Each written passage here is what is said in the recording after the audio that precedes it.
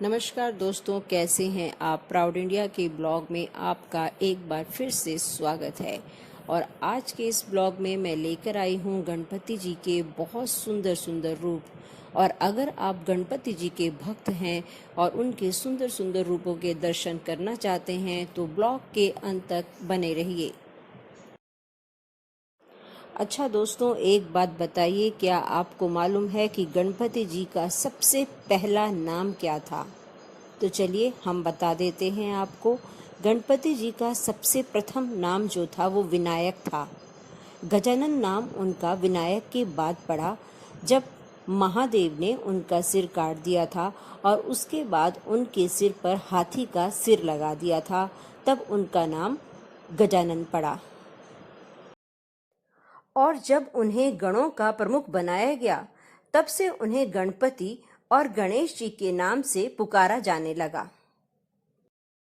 अगर हम प्रिय व्यंजन की बात करें उनकी, तो उनके प्रिय व्यंजनों में सबसे पहले लड्डू और मोदक आते हैं जो उनको विशेष रूप से पसंद हैं।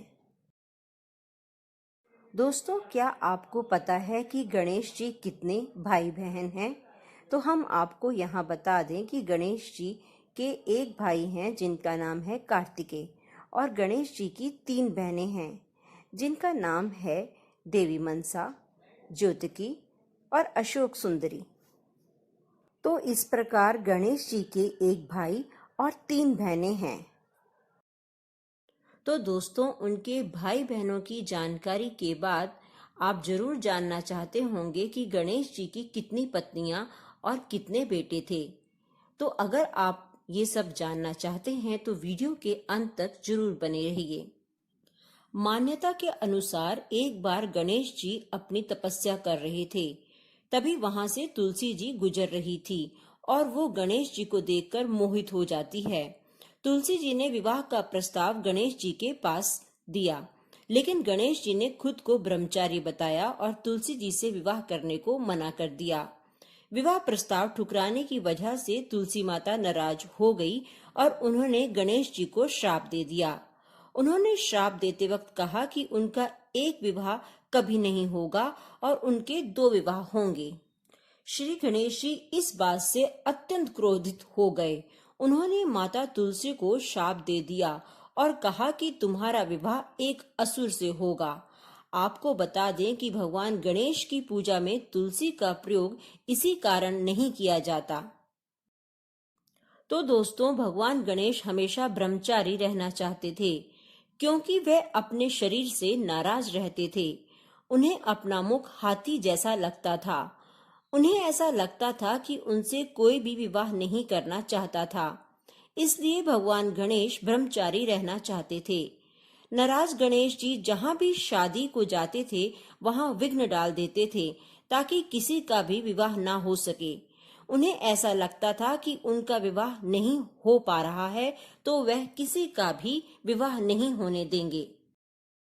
इसी वजह से देवी देवता काफी परेशान हो गए।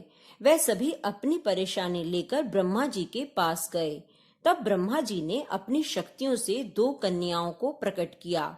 2 कन्याओं का नाम रिद्धि और सिद्धि है।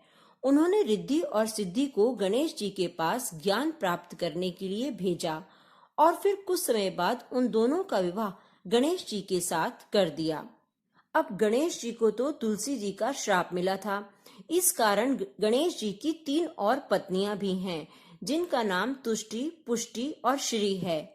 इसलिए ऐसा माना जाता है कि गणेश जी की 5 पत्नियां हैं। तो ये तो थी उनकी पत्नियां। अब मैं आपको उनके बेटे और पोते के बारे में बताती हूँ कि वे कौन हैं। श्री गणेश के 2 पुत्र हैं जिनका नाम लाभ और शुभ है। शुभ हमारे धन, ज्ञान और ख्याति को सुरक्षित करते हैं, यानी पुरुषार्थ से कमाई गई हर चीज को सुरक्षित रखते हैं। लाभ पुत्र उसमें वृद्धि देने का कार्य करते हैं। लाभ हमें धन, यश आदि में निरंतर बढ़ोतरी देता है। गणेश जी की एक पुत्री है जिसका नाम संतोषी है। गणपति जी के 2 पोते हैं जिनका नाम आमोद और प्रमोद है।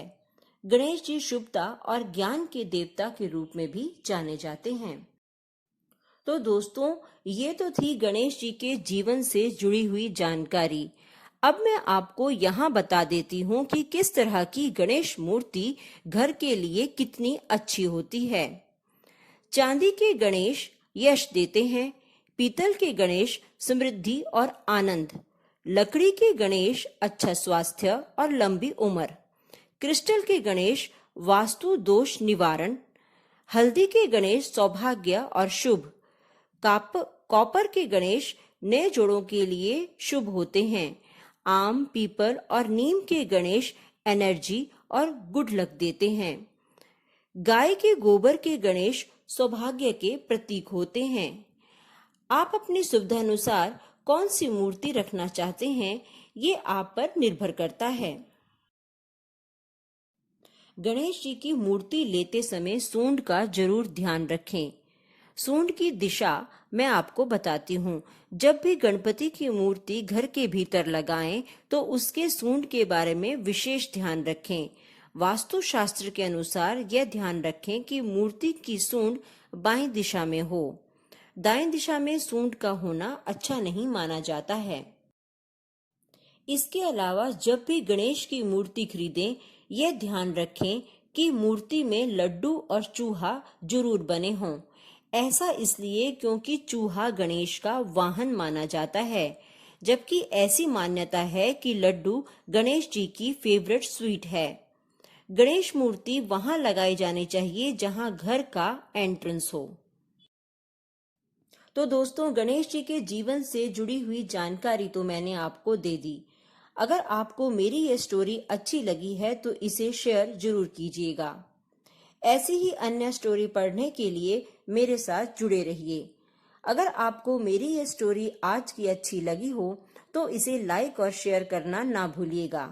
और मुझे दीजिए इजाजत ताकि मैं फिर से एक नई स्टोरी लेकर आपके सामने आ सकूं।